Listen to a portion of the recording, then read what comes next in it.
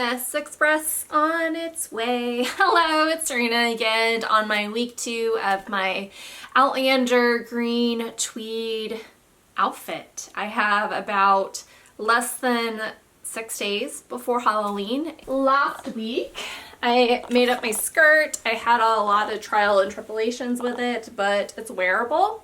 It's not completely historically accurate or screen accurate, but it's not gonna fall apart when I wear it, at least. This week, however, I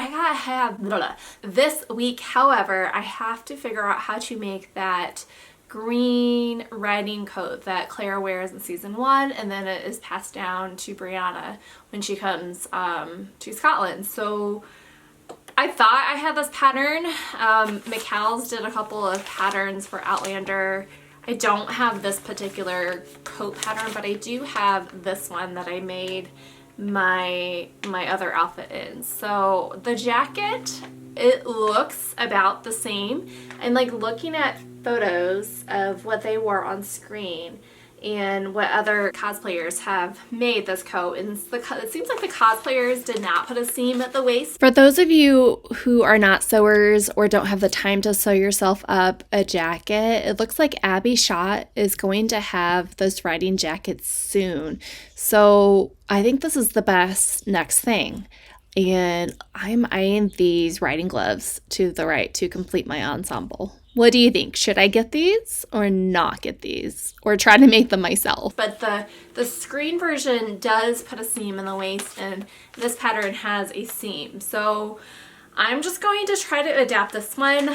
Some changes that I'm going to make: I'm not going to be putting the pockets on the skirt on the outside. I'll put like hidden pockets on the inside.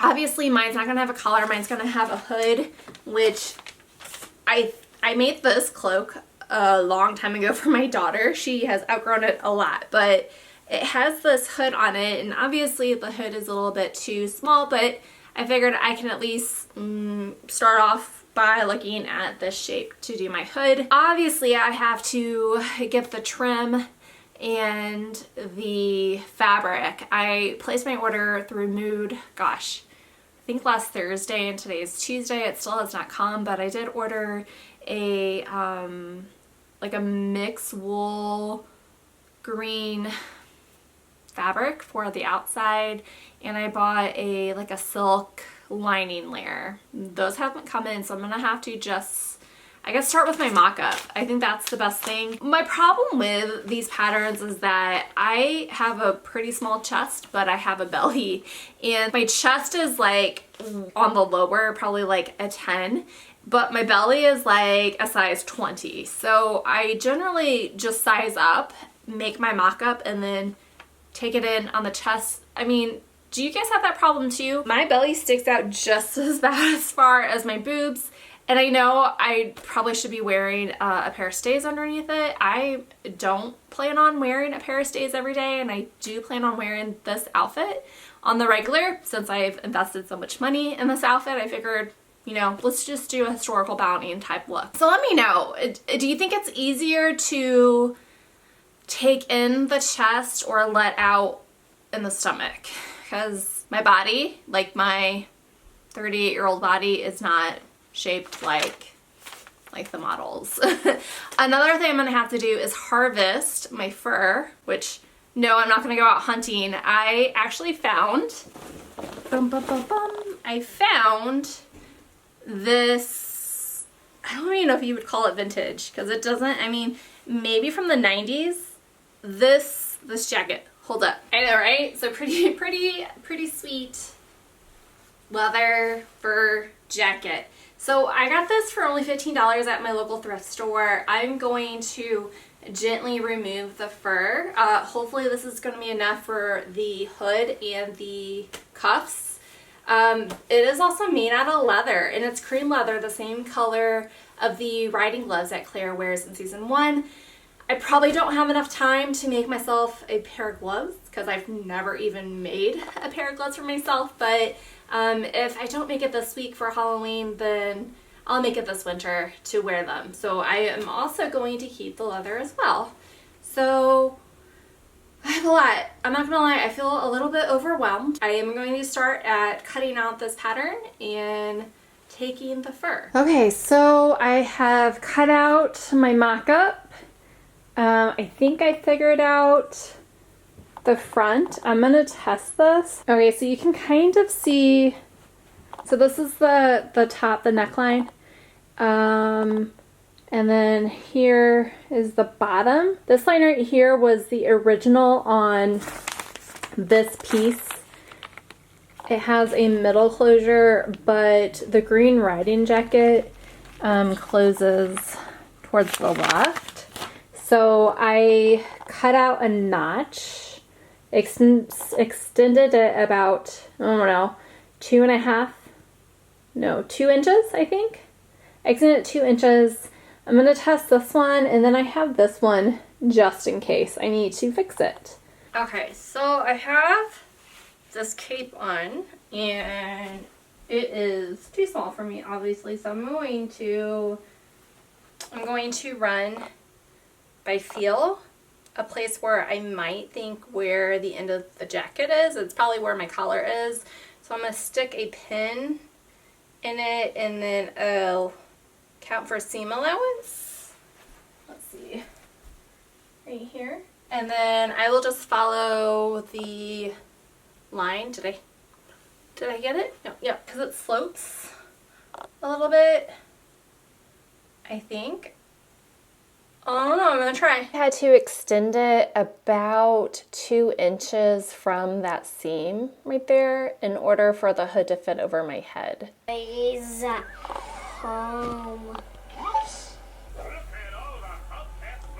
so my hood's good.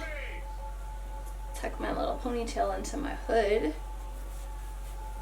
I don't know, it feels kind of tight if it's going to be a jacket, if I'm gonna layer stuff underneath it. Like my arms, I feel like I need to probably take it out a 1/2 inch. Okay, so I think I need to fix this flap. I will need to fix it to where we don't have this cut out right here. I'm just gonna take that line all the way down, and then right here where it goes, dips in, I'm gonna cut that straight. So I did not put the sleeves on because this is why I do mock-ups. It is really tight. Like, if I would have sewn that, like, this is tight all around my bicep. If I would have sewn that on there, it just would have been super tight. So I'm gonna have to, I'm gonna give myself 1 inch on here, on either side. So if I give myself 1 inch, then I'm gonna have to give myself 1 inch around here. So I guess I'm going to go back to the drafting. Okay, so day 3 of this mock-up, it's not going to be perfect, but I think I have a wearable situation. The only thing is that my sleeve is still a little tight, but I'm running out of time to get this project finished, so I'm just going to go with it. I have my hood. My fabric did come in finally. It's a wee bit greener than I thought it was going to be. I thought it was going to be more dull, but we're just going to go with it. So I have my outer. I have my outside fabric, and then I have this pretty like taupey silk to go on the inside. So I'm going to start with the lining first, and then do the top, and then whatever fabric I have left, I'll do the skirt. I also have to get inner lining because I need inner lining for the front. Yeah, so I don't know how much filming I'll be doing because I really need to marathon this project, so I will check in just a little bit. You can't tell from the video, but this lining is like tissue thin. If I were to redo this project, I would definitely get thicker lining. Okay, so check-in. Last night, I took off the fur trim of that leather jacket, and I cut out the fashion fabric for the outside. It's really green. I didn't realize it was going to be this green. I ran out of interfacing, so I'm using this like loose weave. I don't know if it's wool or not, but this is what I'm using for interfacing. I hope it's not too thick. So today I'm going to try to knock out the rest of this project. I'm going to stitch the interfacing to the front and stitch the fashion fabric, stitch the hood on, and then try to figure out the skirt portion of the jacket. So I will check in soon. I really did try to make this purple stuff work, but in the end I didn't have enough, so I had to go out to Joann's to get interfacing after all. Now armed with the proper interfacing, I just had to recut my pieces and start lining. Okay, so check-in time. And Kitty is hungry. Okay, so this is fitting much better than my mock-up is. My seam placement on my right and my left arm is messed up. But I don't care enough right now because it is Halloween Eve and my kids want to carve pumpkins. So I'm just going to forge through it. So my next step is to join the lining and the outside together, sew in the hood, do it like bag lining. And I think I like how the way this is closing, except I need to cut this part out so it is a right angle. And then I need to figure out how I'm going to need to do the skirt part. So I'm making some progress. I went ahead and lined the hood and top stitch it, and now I'm going to hood and the jacket's right sides together and stitch that in and then bag line the rest of it. So I have a jacket now. It is time to do the skirt. Okay, so here's my skirt situation. So this skirt is much longer than what the green riding jacket is. So what I took is I only took 2 of the skirt. I took number 9 and 14 because I don't have enough fabric to do all of them. And I kind of just butt them up together and measured from the top to the bottom 15, and then gradually allowed the skirt to fan out. So in the back it'll be a bit longer than it is the front. So I'm going to cut 2 pieces of each of them and sew them together and maybe put a pocket in. I'm not sure if I'm going to put a pocket or not. I did end up putting pockets in the skirt, but I did not get any footage of that because I just really needed to get this jacket done before Halloween. My next step was to mark the fur around the cuffs and for my hood. It was pretty easy to cut and stitch on. Again, I apologize. I do not have pictures or footage of me actually sewing this, but it was fairly easy. I did end up finishing before Halloween, and I'm so thankful I did. It was really cold trick-or-treating with my kids, but the fur and the wool of this jacket, plus having a long wool skirt, kept me quite comfortable. This has turned out to be one of my favorite outerwears of the season. I definitely need to invest in a hat pin to keep the hood up.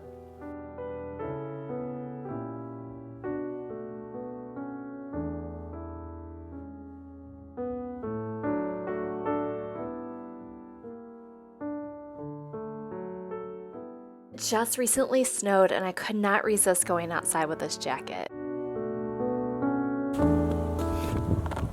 so cold. If you've made it to the end of this video, you are amazing. And make sure you subscribe so you don't miss out on any other Outlander bounding videos.